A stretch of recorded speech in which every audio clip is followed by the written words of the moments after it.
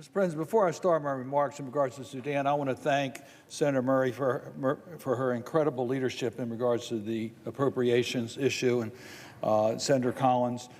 It took a lot of work to get us to where we are now. I urge my colleagues to cooperate so we can get this vote before the government shutdown at midnight. It's a bill that I think we all can support and be proud of. It's not everything that we wanted, but I think the priorities have been protected, and I thank the chairwoman for what she's done in that regard. Mr. President, in 2018, as the Sudanese people took to the streets to demand change after decades of war, a young woman climbed on the roof of a car. Protesters captured the Lady Liberty moment. As she pointed her finger in the air, she read a poem that would become one of the slogans of the Sudanese revolution. The bullets do not kill. It's the silence of the people that kills. It is silence that kills. Mr. President, I come to the floor today because we cannot be silent about Sudan. We must hold those committing war crimes accountable. I urge the Biden administration to take critical diplomatic steps to end the conflict in Sudan. In 2018, when protesters brought down the brutal and genocidal regime, 2/3 were women. They dreamed of a Sudan that was free of oppression, harassment, and sexual violence, a Sudan that would transition to democracy after nearly 30 years of authoritarian rule. But today, Sudanese women face the brute force of a vicious war between two armed factions. The SAF, the Sudanese Armed Forces, and the RSF, the Military Rapid Support Forces. Both committed abuses during the civil war in Darfur. In the last years of their actions have been absolutely brutal. They have killed detainees and indiscriminately bombed civilians. They have conscripted children as soldiers.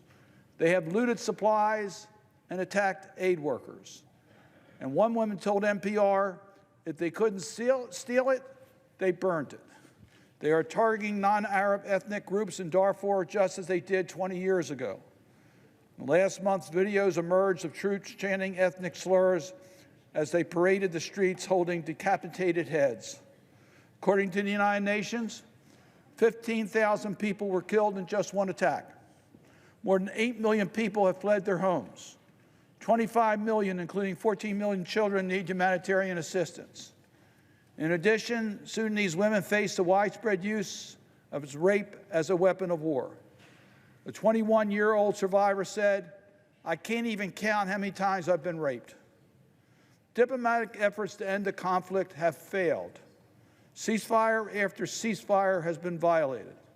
In fact, the violence has intensified. Last December, I called for a special envoy for Sudan in Senate Concurrent Resolution 24. I'm pleased to see that the Biden administration has named former Congressman Tom Perrelli as our special representative. I strongly urge the administration to fully staff his office as quickly as possible so that Mr. Perrelli can hit the ground running. We've lost too much time as it is. Mr. Perrelli has 4 Herculean tasks ahead of him. First, he must establish a single diplomatic forum to negotiate a ceasefire. We need one effort that involves Africa, Middle Eastern, and European partners, along with partners from multilateral organizations. Second, he must bring warring parties to the table. The United States has imposed sanctions on the SAF and RSF.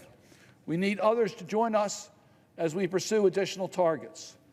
We must make it clear to the parties and their foreign backers that the cost of a continued conflict is higher than the cost of coming to the negotiating table.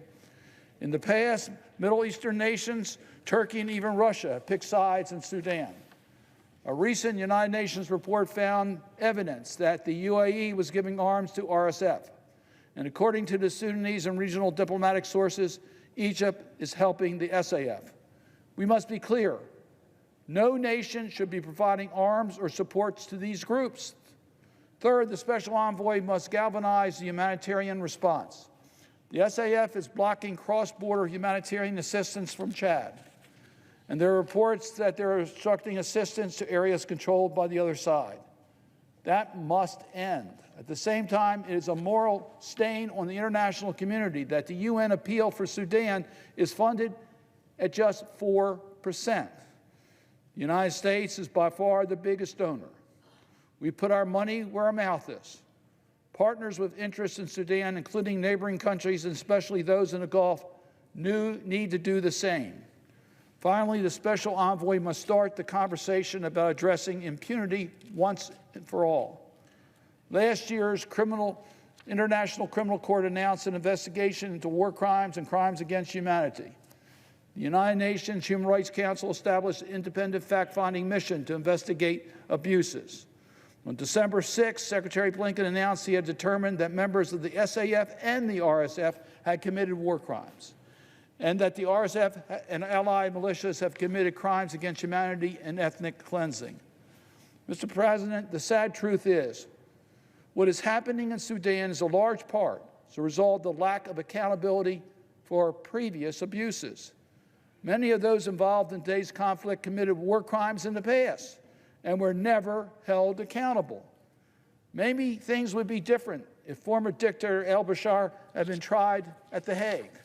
Maybe the SFF would have reformed if high-ranking officials had been held accountable for their atrocities. Maybe the RSF would not exist if the Janjaweed had been accountable for their crimes in Darfur.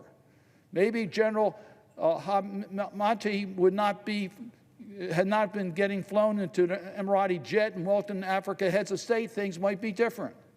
And one thing is for sure, such crimes must not go unpunished. As chair of the Senate Foreign Relations Committee, I will continue to fight for justice and a resolution of this conflict. So those who continue to commit war crimes in Sudan know that we will keep fighting to bring you to justice, no matter how long it takes. To the women and the young people across the Sudan who dream of an inclusive political process with civilians in the driver's seats, do not give up hope. And to the international community, those in the United States who value human life and dignity, now is the time to step up. Now is the time to put an end to this cycle of violence that has plagued this region for generations. Now is the time to end silence. I yield the floor.